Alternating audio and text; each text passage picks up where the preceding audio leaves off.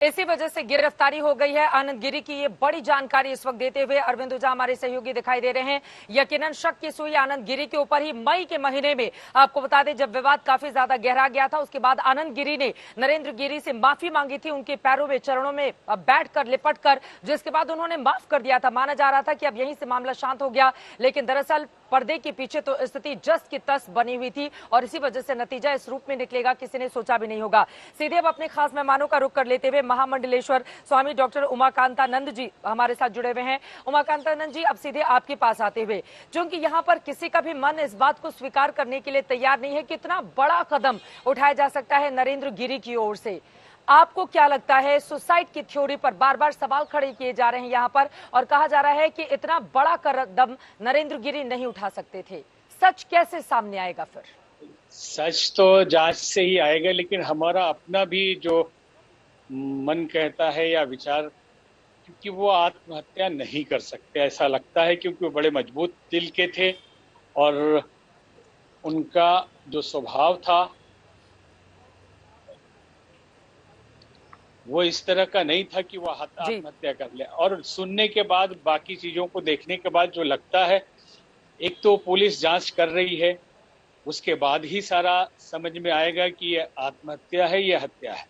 लेकिन फिर भी जब विचार करते हैं तो बिल्कुल अचानक एक बात को आप आगे बढ़ाएं। हाँ, 5 सेकंड में नहीं हो सकता, इसके लिए 2-3 दिन से प्लानिंग होगी। और उसके बाद जिस हिसाब से 8 पन्ने का ये सुसाइड नोट है, और जैसा कि न्यूज चैनल्स दिखा रहे हैं कि उप मुख्यमंत्री यूपी के केशव प्रसाद मौर्य एक दिन पहले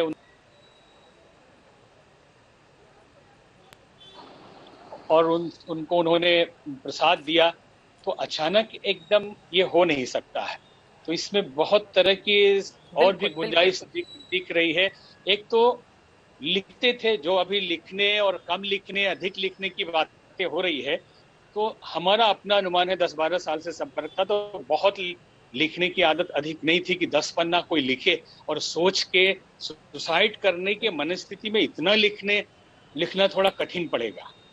अब क्या है ये तो जांच के बाद ही पता चलेगा। ये लेकिन बड़ी बात आपकी ओर से कही गई है।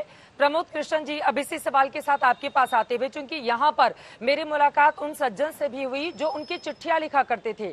उनका ये कहना है कि दरअसल गुरुजी जब दस्तखत करते थे तो उसमें भी उनको काफी ज्यादा वक्त लगता था।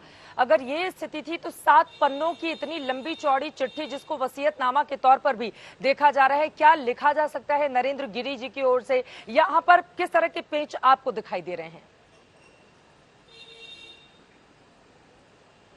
देखिए चित्रा जी, ये बहुत ही कष्टदायक और दुखद समय है, और ये न केवल किसी एक व्यक्ति के लिए, एक समाज के लिए, बल्कि मैं कहना चाहता हूँ पूरे देश के लिए, हमारे सनातन धर्म के लिए, हमारे तमाम संत समाज के लिए और अखाड़ा परिषद के लिए और तमाम फॉलोअर्स के लिए जो धर्म में आस्था रखते हैं, उनके लिए बहुत ही कठिन समय है।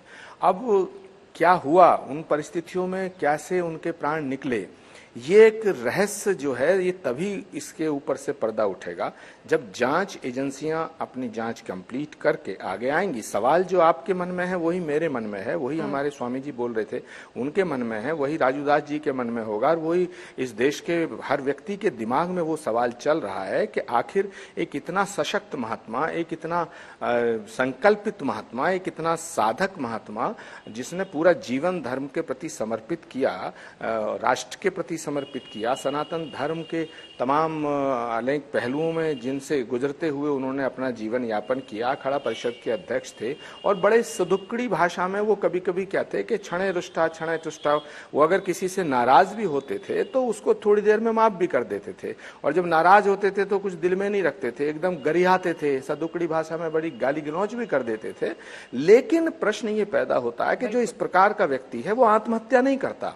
साधु तो वैसे ही आत्महत्या करे, ये बहुत ही बड़ा सवाल है, क्योंकि साधु की शरण में तो लोग जाते हैं तो वो उनको आत्महत्या करने से रोकता है, उनको जीवन जीने की कला सिखाता है। जो व्यक्ति पूरे जीवन सब शिष्यों को, शिष्याओं को, अपने फॉलोअर्स को, पूरी दुनिया को सिखाता रहा हो, तो वो आत्महत्या कैसे करेगा? तो एक बड़ा सवाल तो है। लेकिन जहां तक उनकी चिट्ठी की हैंडराइटिंग का सवाल है, उसकी भी फॉरेंसिक जांच की जरूरत है। मैं समझता हूं कि एसआईटी गठित हुई है, वो कर रही होगी। इसमें कुछ ना कुछ रहस्य है और मेरा मन भी नहीं मानता, मेरी अंतरात्मा बिल्कुल ये स्वीकार करने को तैयार नहीं है कि महंत नरेंद्र गिरी जी ने आत्महत्या की होगी।